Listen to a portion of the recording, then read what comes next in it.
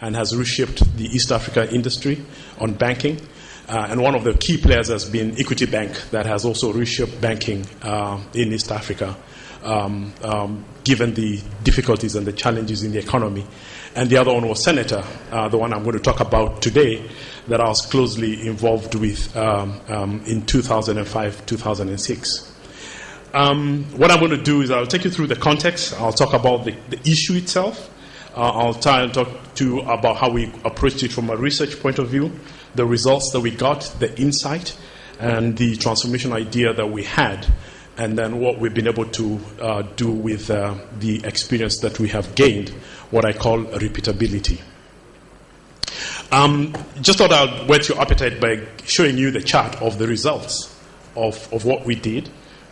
Starting from 2006, Senator is now the largest lager brand in East Africa, doing over 2 million hectoliters, and being East African brewery is about 25 to 30% volume, and its net sales value, which is about $200 million.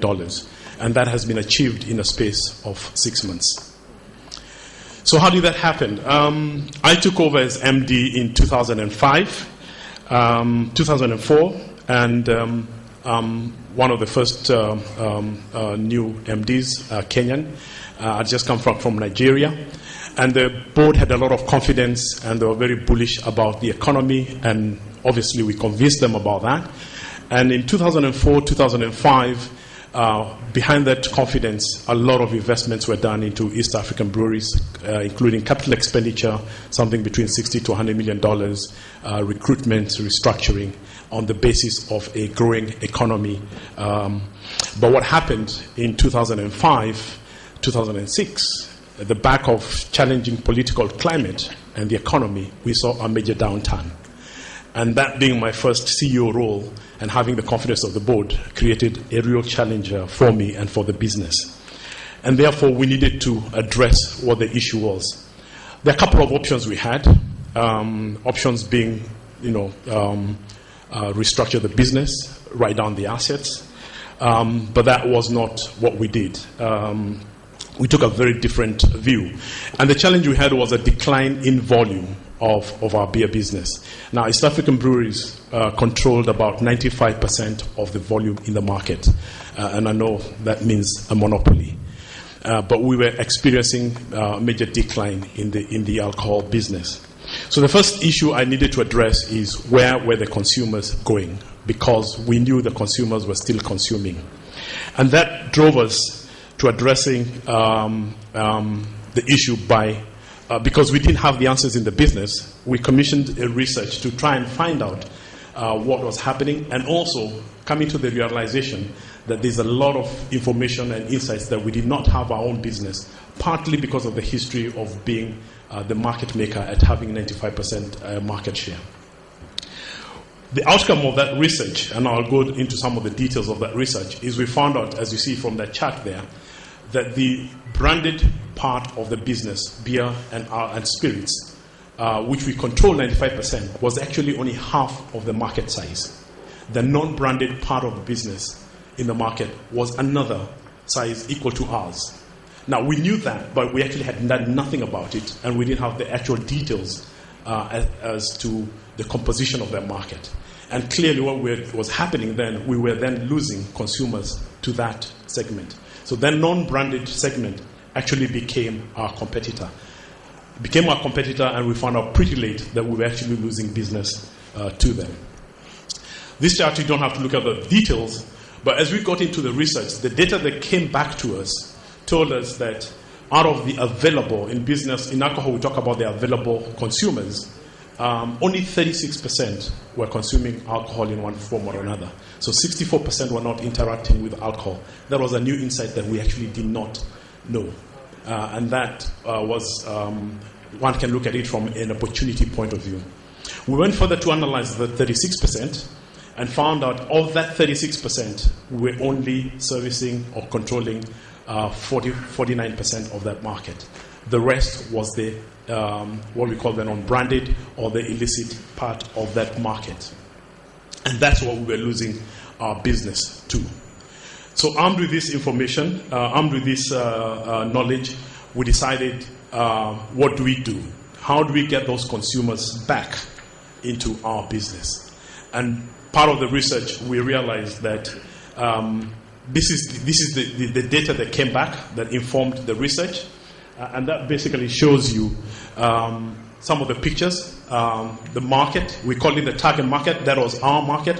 And you can see where they had gone into pretty not pleasant environment of consumption, both from an outlet point of view, with poverty, and where they were consuming the product from, from what you're seeing on the screen, was not the most pleasant environment. And that is what became our competition, had become our competition.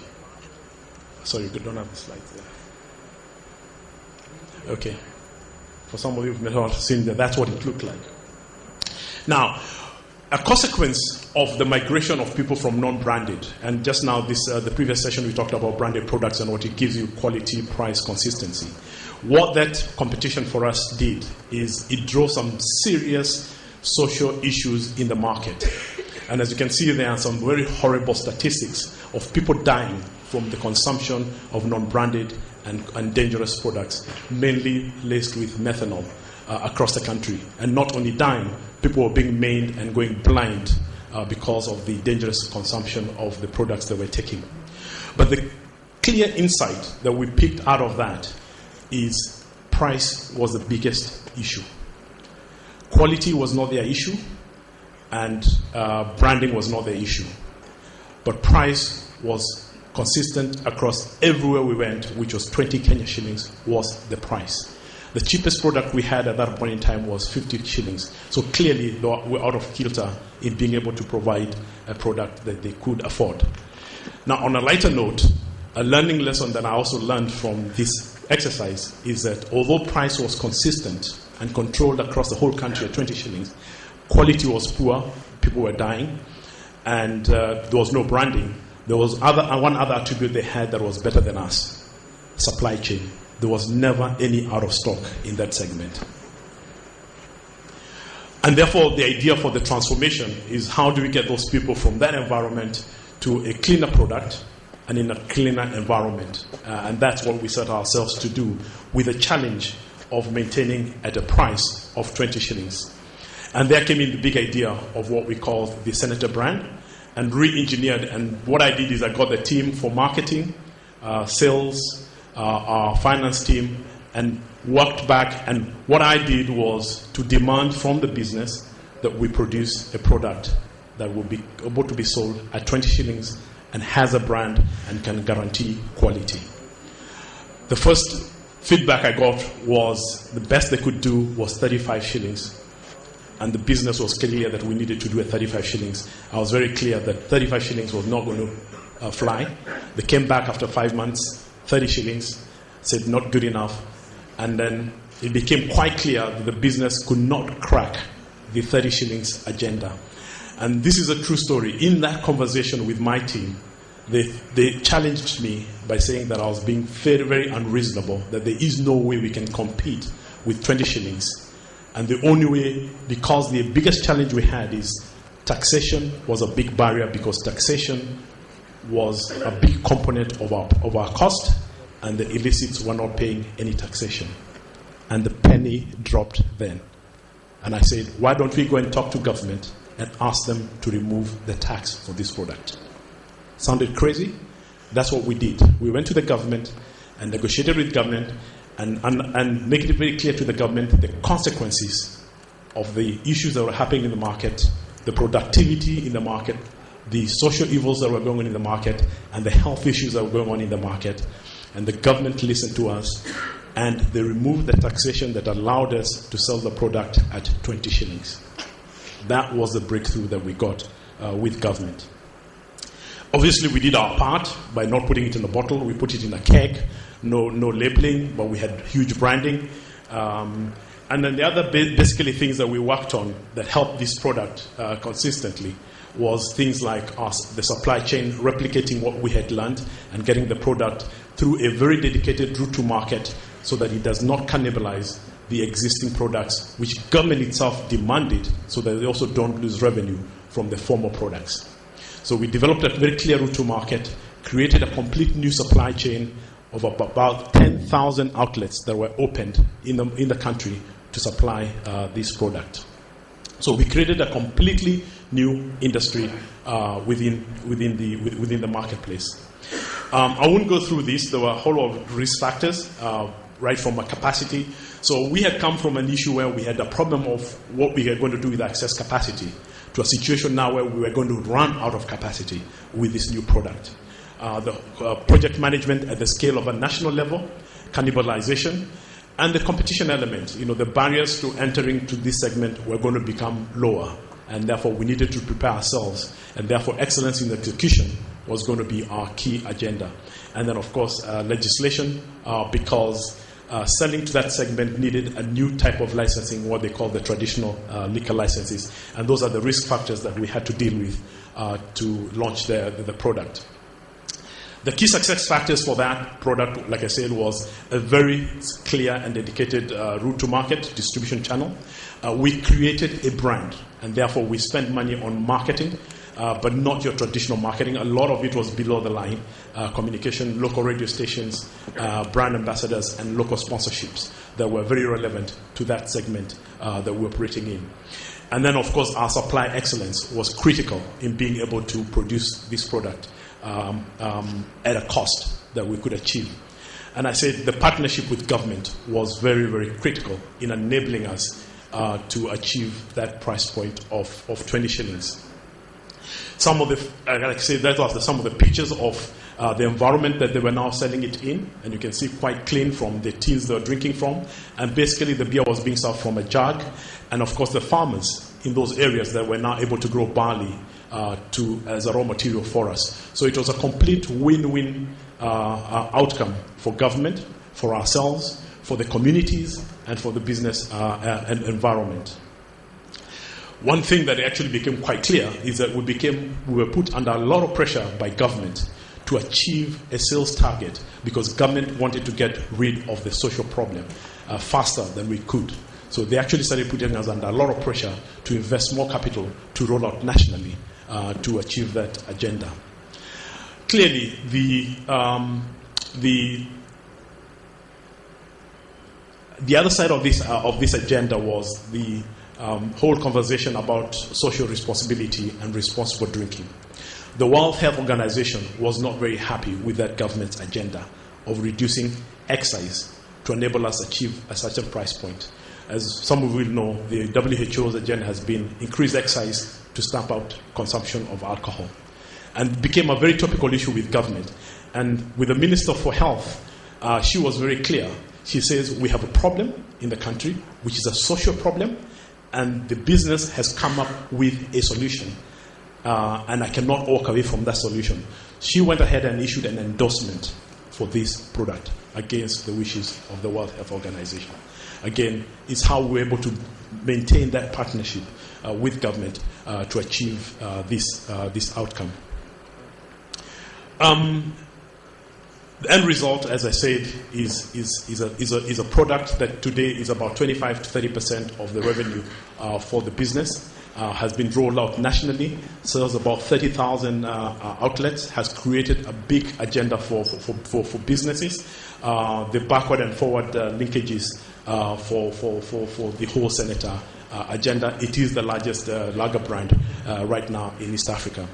Now, I must also be open enough that one of the learnings is that if you do not follow up on the original agenda and the principles of what created Senator, and given the fact that there has been 2 or 3 governments after that, people have moved on, people have lost track of the original essence of this product. And what happened, unfortunately, is 3 months ago, government started reintroducing tax on this product, and they've started seeing a decline. So business will have to deal with that going forward. So that, for me, is the story of Senator. What I learned from it was big insight about what brands can do, about partnership with governments, and finding a business solution in a challenging business environment. And what I've been able to do is, when I went to South Africa, is what I call the principle of repeatability. And using the same principles, not necessarily with Senator, but being able to get different route to market, being able to have proper research, being able to analyze the data, and seeing the opportunity, we were able to grow the business in South Africa, where we grew the portfolio of Johnny Walker up by 3 times to becoming one of the top markets for Diageo in Johnny Walker, and the same experience we had with Smirnoff by repeating the same insights again is what I call the repeatability element. And we've been able to get huge success where Brand House, the company that I was leading, ended up being the second largest alcohol beverage company in South Africa after South African breweries. Thank you very much.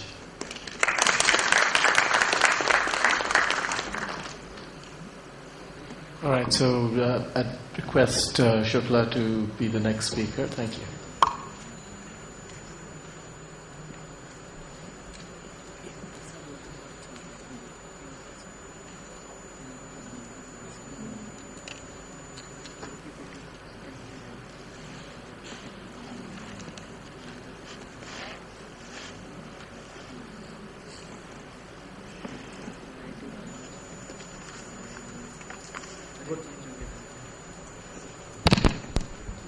Looking a bit tall. Good evening. My brief is simple: to share how does a company from emerging market goes global. The example I have is of my own employer, Mahindra Group, which is crossed 1 lakh crore rupees turnover. In dollars, it will be $17 billion. Our home base continues to be India, headquartered at Bombay, but we operate across the world on all the continents and have operations in 104 countries. The process we followed was simple, and that is what I intend to share in as simplified way as possible in 20 minutes. First and foremost, we put a little conceptual framework before we go on to the case study. Why should a company go outside its home market? Having decided to go, where to go? How to select which markets to go? And how exactly we went about it.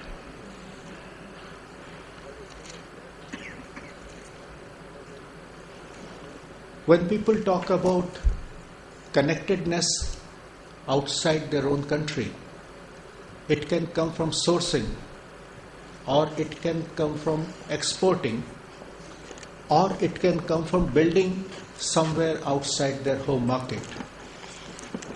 When you do all three, then you are truly global. Otherwise, you are an exporter or you are an importer.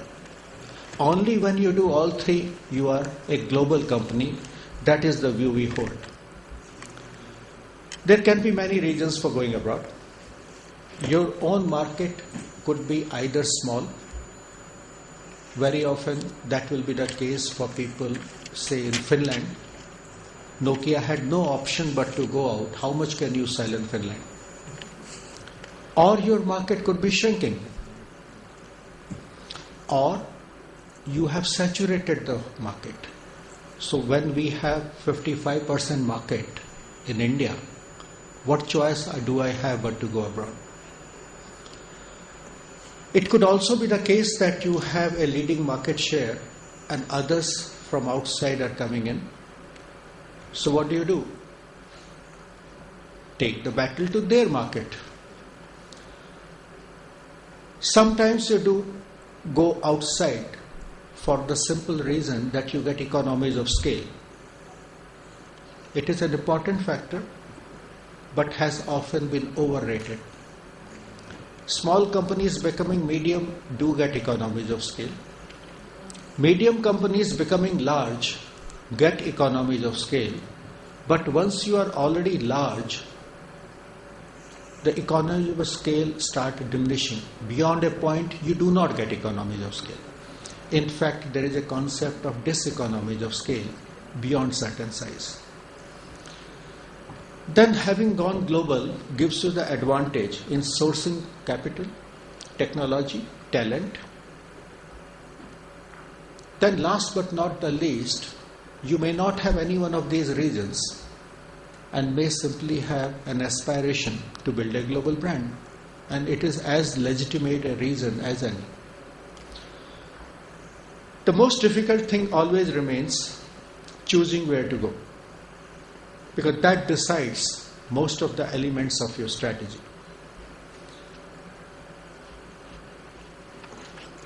It is different for different businesses. If we talk about our auto sector, which is an important part of the group, the factors to keep in mind is that product development is costly and time consuming if you want to cater to different countries in the world. It is not like soap and shampoo. So designing a car, truck, scooter, motorcycle, tractor for different markets is not easy, very expensive. So the first thing to do is look for markets which are similar to your own. In case of Mahindra, we looked for markets which were similar to India.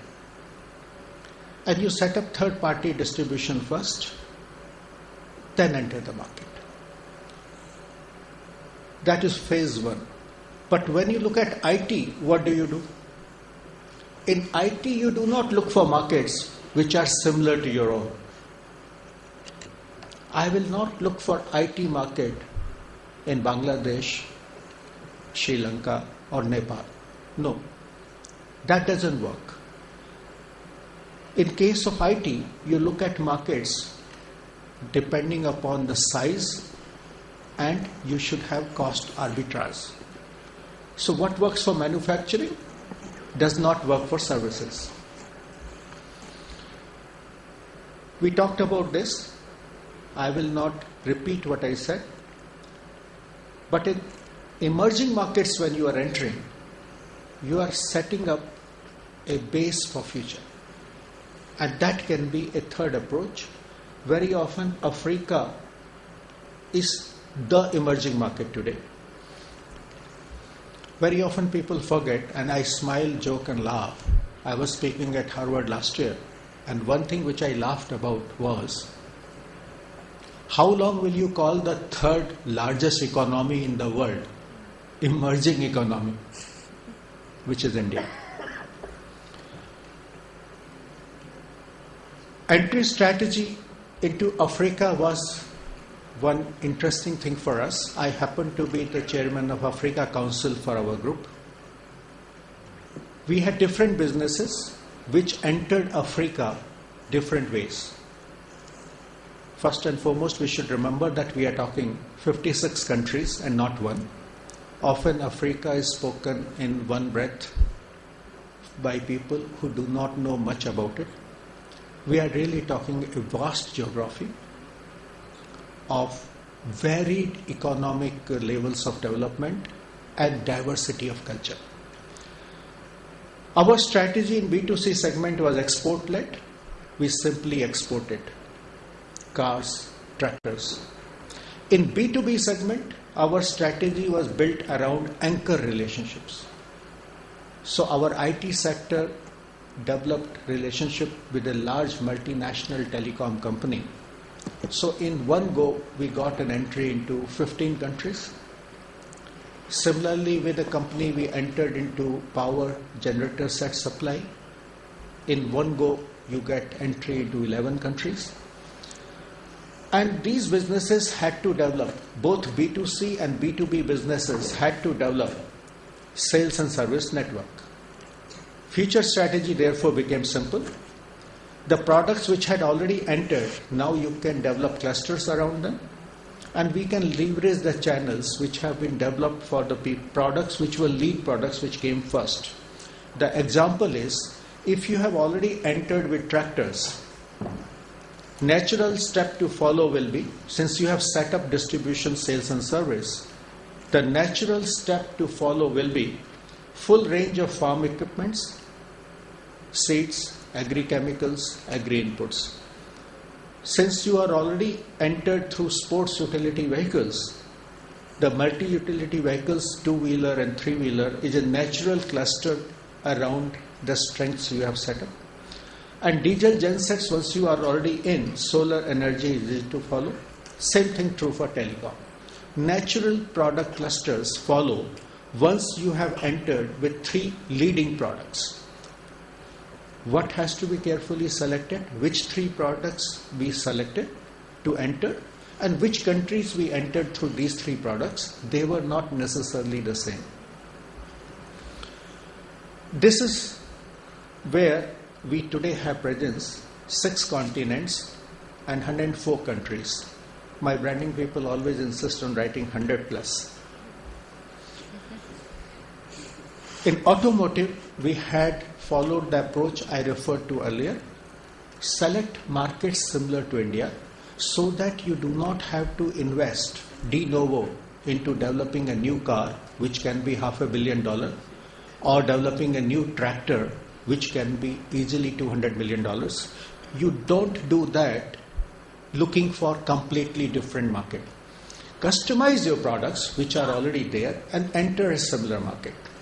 And invest really in distribution and brand building. That is where you make investments. We followed this approach successfully and entered many markets which were similar to India in their consumer demand. But would you leave out the developed markets? No. We said that that's where we will look at advanced technology and innovation. Mahindra Riva is the electric car with most number of miles under its belt on planet Earth. Not many people realize that. And that is the car we chose to lead our entry into India and Western Europe. And we acquired the second largest vehicle manufacturer in South Korea. And since it was already present in South Korea, that became our entry into Russia, China, and Eastern Europe. This is what auto footprint is. 800 dealers all over the world outside India. Riva is all set to create paradigm shift in mobility through its electric appeal, and the markets which are environment conscious and where a small compact car will do. US market is still not there. That is where this is our entry vehicle. So this is a product which we have chosen. And SsangYong is the product which has been chosen. When we acquired it, it was essentially a South Korean company. But this car has successfully developed market. Today, half of its sale is outside South Korea. And that has become our other vehicle to enter advanced markets. In the farm sector, the approach was different. 3 largest tractor markets in the world are US, China, and India. In India, we were already there. So unless you are in US and China, you cannot be number 1 in the world. Today, we are number 1 tractor manufacturer in the world, and that became possible because we chose to enter both US and China. It was a policy imperative. US we entered in 1994 through our own subsidiary. We began with catering to what are known as hobby farmers in USA. They typically use tractors up to 80 horsepower. The real commercial farmers use tractors of more than 80 horsepower. Our product range in India was up to 80 horsepower because in India farm holdings tend to be small. So we tied up with Mitsubishi for higher range. In China, because market tends to be far more insulated, we simply bought 2 existing tractor companies and then invested in them for product development. With China and US, we were already the world's largest tractor manufacturer. Africa, we entered much later, and there we chose a different strategy. Government of India gives many lines of credit to African countries, Eastern Africa, Southern Africa, Western Africa, and some Northern African countries. And we tied up to supply tractors on that line of credit as an entry strategy. And once our tractors had been used by the farmers in Africa, they realized how sturdy and how reliable they were. They were not meant to be discarded after 3 years or 5 years. They were to be used for 10 years and 20 years. And this is our farm footprint today all over the world. And now I come to the 3 leading sector for our globalization initiative, which is IT. We started small with one customer in UK. In fact, the company was known as Mahindra BT at that time because it was a joint venture with British Telecom. We expanded to North America. AT&T, Verizon were initial customers. And slowly over a period of time, we became well established in North America and Western Europe, which were our. And here I go back to the principle that in services, we did not look for markets similar to India. We looked for market distinct from India where cost arbitrage was possible. So same principles do not apply in globalization in across the product categories. It doesn't work.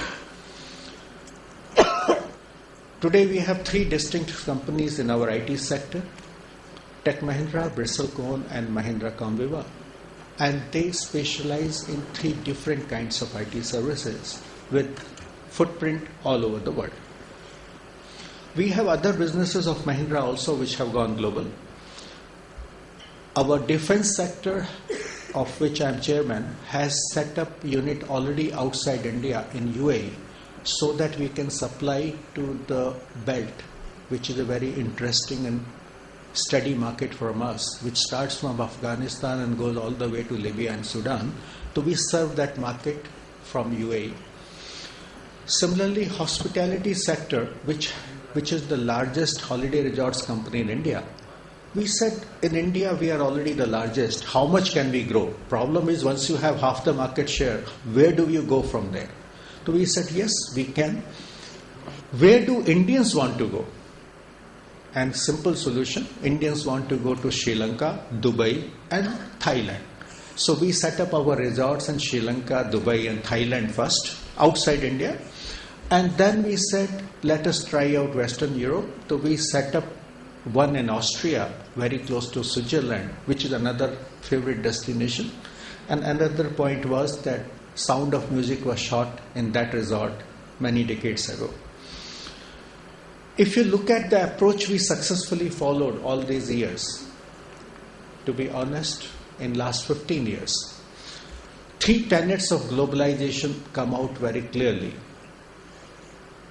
In manufacturing sector, for manufactured products, look for markets which are similar to your home market, because that keeps the cost of product development low. Again, soap and shampoo cost may be lower. I am talking about products which we do, which are cars and trucks and two-wheelers and aeroplanes and armored vehicles. Then, as far as services are concerned, perhaps you are better off looking at the markets which are large with cost arbitrage available to you.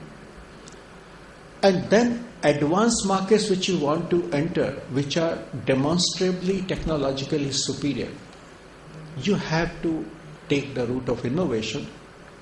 So we said we will not enter Western Europe and US with traditional petrol diesel car. That is Me Too. And Me Too entering US is now too little too late. Henry Ford started making cars in 1905. So now do something different. An electric car is the strategy we chose for Western Europe.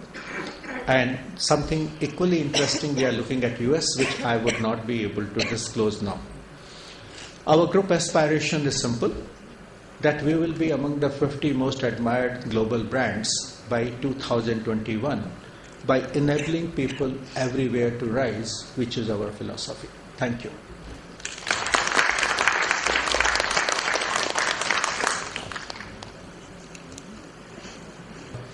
essentially, this work is work that I did with two colleagues. One is Rajiv Batra at the University of Michigan, and the other is Aisha Gulosama at Koch University.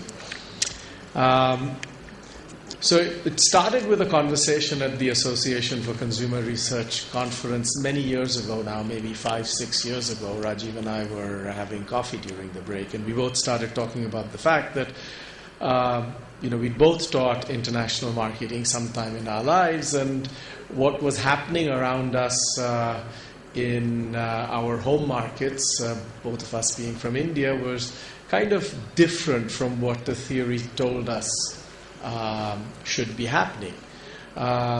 Because the received wisdom was that companies such as Mahindra's, for example, or East African breweries, they should be kind of selling low-end products and maybe going international, becoming suppliers to branded players in the West, but certainly not thinking about internationalizing and building their own branded businesses around the world.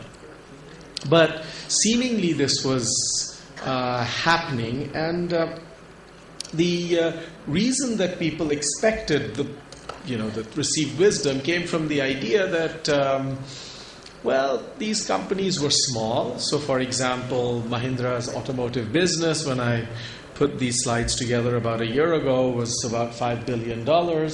And compared to Volkswagen, with whom it competes, is a $140 billion business. Secondly, these companies have poor images because they are associated with countries with negative images. When you think about India, you think about cows on the street. When you think about China, you think about melamine in milk, etc., etc. And so the association with these countries is negative, which has a rub-off on the companies that come from there. And, when I talk to people and I say, Unilever's been in India from before I was born.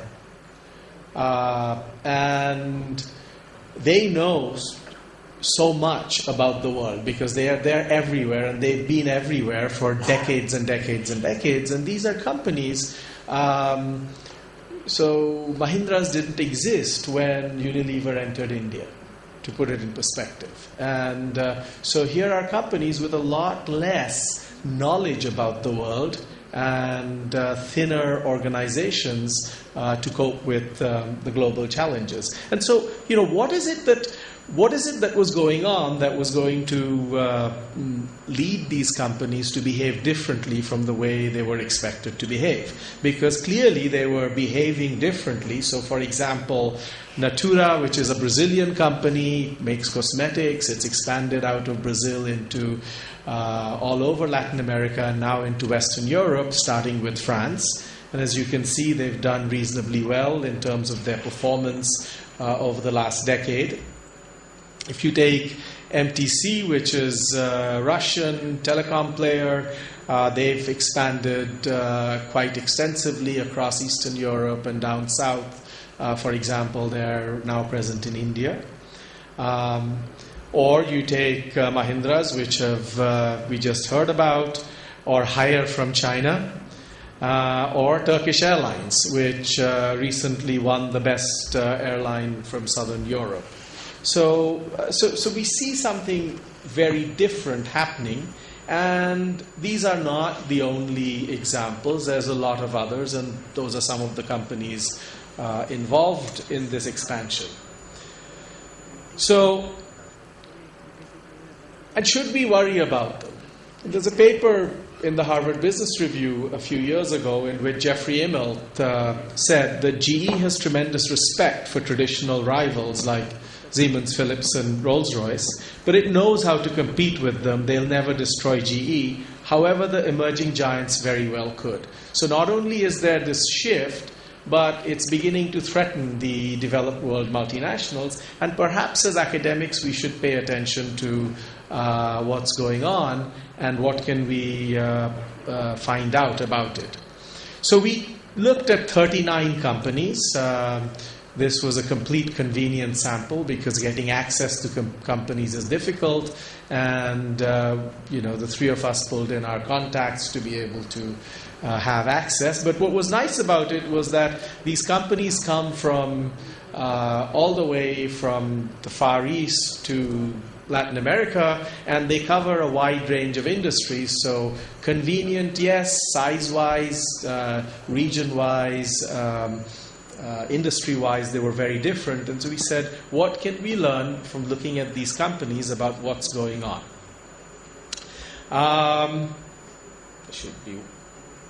There are 3 points that I'd like to make. For some reason, one is missing. The first point I'd like to make is begin with the target consumer. Second thing is that these companies are investing behind frugal product and process innovation. And the third thing is that they're extraordinarily focused. So let me talk about these 3 points in turn. So take Marico, which is an Indian consumer packaged goods player in the personal care category. They expanded out of India and they went to the Gulf countries, the Emirates. And what they discovered when they went there was that the water there is different, and the water has very high levels of chlorine, something like 3 to 4 times the level of chlorine that you're used to in the water that you use every day. And this has a damaging effect on hair. So they developed a hair gel, cream that would protect the hair against the damaging effects of chlorine, and that has been a big success for them in that region. Likewise, what you had was the fact that people in the Middle East are primarily Muslim, and there's a taboo against alcohol. Now, many hair care products, particularly hair gel, has alcohol in it, and Marico developed an alcohol-free hair gel, which again helped them to build a business in the Middle East. Mahindra's also, we see a very different approach to car building. So from what I've learned from talking to other companies that make cars is you start out by saying, well, what's the platform going to be like? And then once you have the platform, then on top of the platform you build the interior and the shell of the car. Mahindra's, when they moved to build the Xylo, which is the second, MUV that they built, they started with saying, well, what do urban consumers in India really want? And they started with what the interior of the vehicle should look like, what the appointments inside should be like, how high should, for example, the step up into the car be, how tall should the roof be, how much air conditioning should be in there so that the consumers inside feel comfortable. And from that, they work backwards to develop what kind of a platform they would need to be able to support that interior exterior design, which was fundamentally important to the consumer. Ulker from South Africa, from Turkey, is a player in the biscuit market, and they make chocolate biscuits. Now, the world over, chocolate biscuits are biscuits where the chocolate is around the biscuit, which is in the inside. But as we heard in the presentation just before us, that cold chains are difficult in emerging markets. But many of the countries are quite hot. So if you're selling chocolate biscuits, it's a big problem because the chocolate melts and it becomes a gooey mess. So Ulker came up with the idea of putting the chocolate inside the biscuit. So it's a hollow biscuit with the chocolate inside, allowing them to sell the biscuits without the requirement of a cold chain to make the product viable. So again, looking at the customer and saying what do they want and how can we then devise products to be able to meet with them relative to their multinational compatriots. These companies have been much, much more customer-centric. The second thing that they've done is that they've taken the idea of low cost, which they've traditionally been associated with and which has been thought of in the manufacturing context, into the context of process and product. I think one of the best examples of process innovation that I've come across is a Chinese company called BYD. BYD makes batteries. And they got into the battery business in the early 90s. And a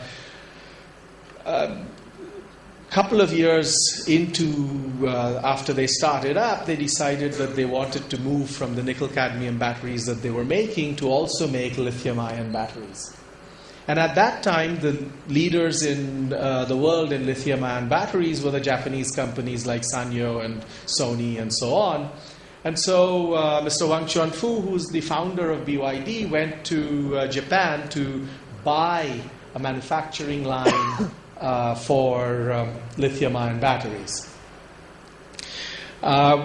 He discovered, to his horror, that the cost of one manufacturing line was close to $10 million because there was a component in the manufacturing line called a clean room. A clean room is a sterile environment. We've all heard about lithium-ion batteries exploding, catching fire. They catch fire when any contaminant gets into the battery during the manufacturing process. And so a clean room creates a sterile environment where dust particles, moisture, etc. cannot contaminate the battery. Now, the only problem with a $10 million price tag was that the paid-up capital of BYD at that time was $250,000 US, so it's kind of difficult to buy a $10 million manufacturing line. So undeterred, Mr. Wang came back to China and innovated, and he came up with the clean box. Okay, the clean box is, as you can see in the picture in the slide, it looks like an aquarium with some gloved receptacles on the side. And basically, the employee stands outside and sticks their hand in through this gloved receptacle, and inside that glass cabinet, the environment is exactly the way it is inside a clean room. Now, first of all, this clean box is very cheap to produce. Okay, point number one. But it doesn't stop there. So what it's done is it's taken a $10 million fixed cost and it's converted it into a variable cost, essentially. And so for a small company, variable costs are much easier to manage. And so this allowed BYD to get into the lithium-ion battery business. But more importantly, it also brought down costs in other ways. So because of the environment inside a clean room, an employee has to suit up like going into outer space before they walk into a clean room. This takes time, and they can only stay a limited amount of time inside a clean room because the environment is hostile. So there is a shorter productive shift time if you use a clean room. There is no such problem with a clean box. And so now I can work a full 8-hour shift, and as production scales up, I can scale up my utilization of these installation of these clean boxes. And so today BYD is the world leader in batteries. It's the number one player in batteries, and it controls 25% of the cell phone battery market, okay, which makes it the number one in that category as well. So a very remarkable story of process innovation. There's also product innovation, and I'll use another Chinese company to illustrate this. This is Mindray. Mindray is a medical diagnostics company. It competes with GE, it competes with Siemens, it competes with Toshiba and Philips in the medical diagnostics space. They produce equipment such as MRI machines and patient monitors and CAT scans that are of comparable quality to GE, but at 30 to 40% lower cost. How do they do it?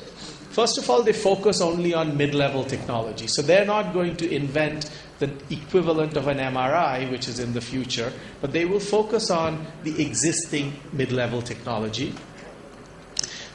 Labor is cheap, so they can put more engineers behind R&D. They develop local component sources. But what's even more interesting is that they have decided that for much of the products much of the components inside the machine, which are actual physical products in the machines built by GE and Toshiba, they have decided to replace it with software.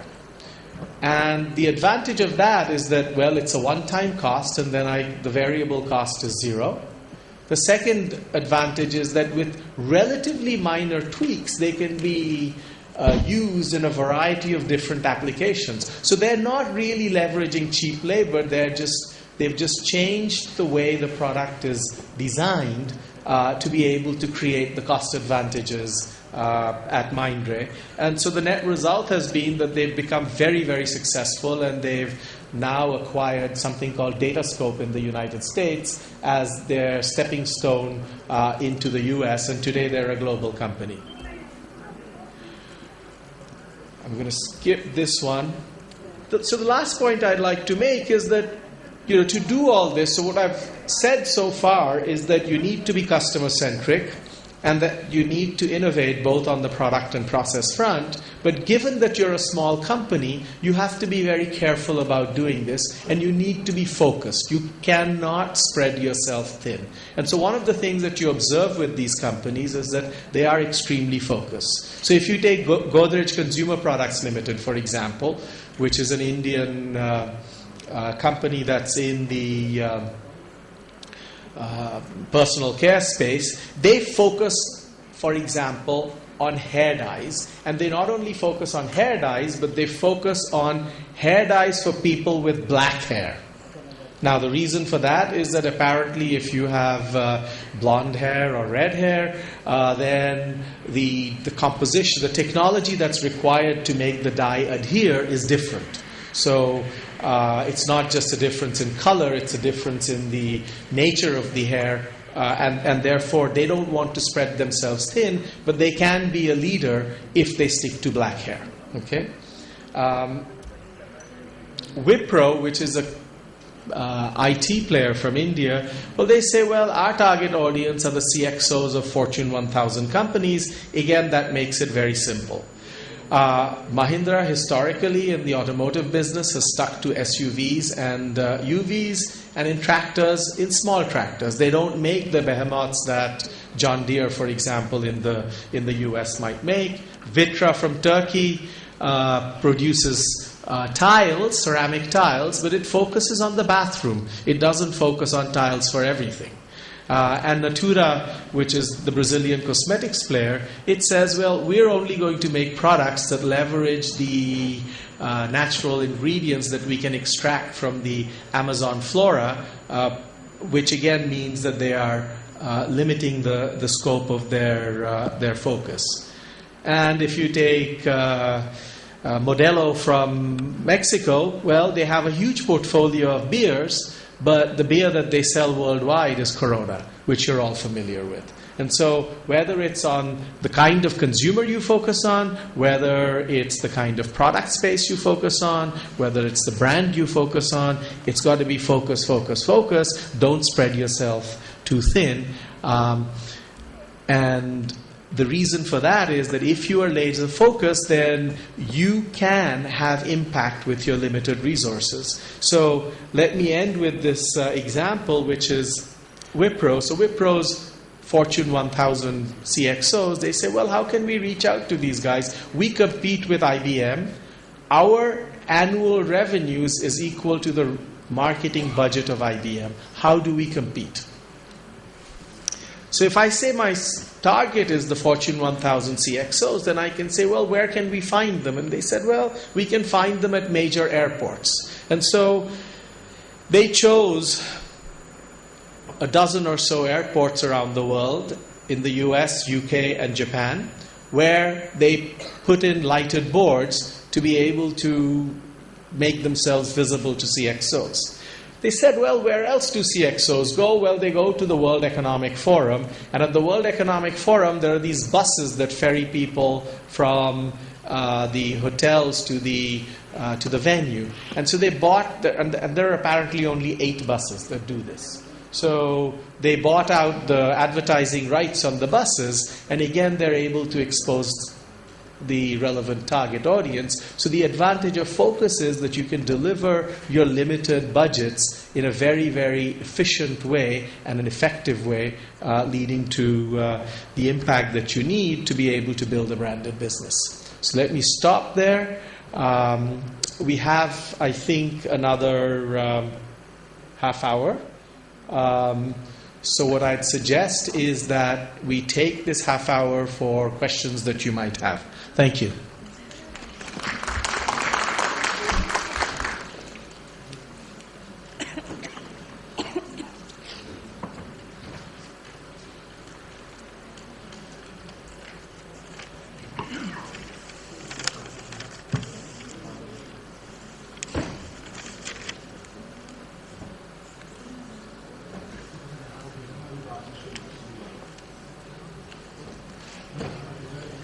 Are we going to get them? There's a question over there. I'm trying to see if...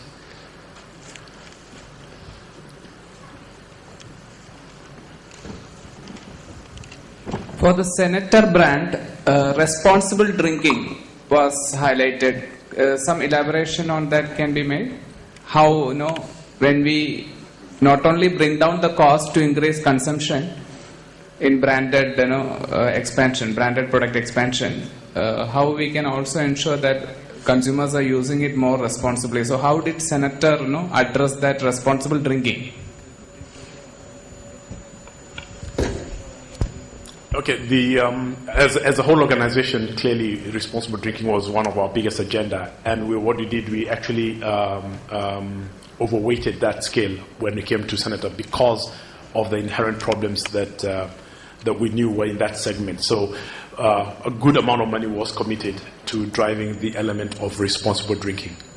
So we did spend quite a bit of money on it. And remember, we were getting people from a segment where there were absolutely no responsible drinking at all. But we drove that quite significantly. The other things that we also drove, for example, because we control the entire distribution channel up to the retail, we required things like health, for example, so you didn't get a license if you're not complying with health elements like washrooms, and including the elements of responsible drinking. So it was right in the center of our agenda.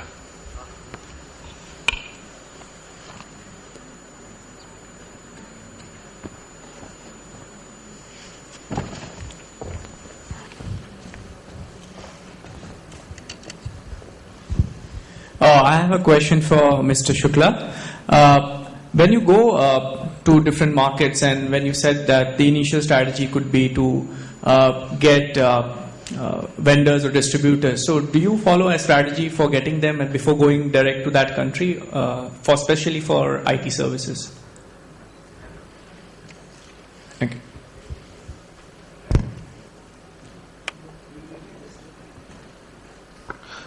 We make a distinction between manufactured products, where you do typical distribution, and services. In case of services, which are B2B products, we took the strategy all over the world of beginning with an anchor client. So the example which I gave for Africa was that you tie up with a large multinational telecom company, and they have operations in 15, 16 countries. So you get de facto entry into 16 countries. Now to serve that anchor client, you have to set up an office. Once you have an office which is already serving that company, people in that office start business development activity and they start contacting other B2B customers in that country. So you begin with a base as an anchor and then start serving other customers. In B2B, that works the best. Another B2B case was diesel power generation sets, DG sets as we call them. We follow similar strategy, made an entry in one go with 13 countries. And once you have entered, you have to have after sales service. So you have to set up the after sales service facilities to serve the anchor client. Once you have got a base, then you start exploring, can I start selling DG sets in the consumer market? And now you already have a base, you have a stock to serve an anchor customer. Now you start looking at supplying to distributors, and you have all the time in the world to select good distributors because you are already based in those countries.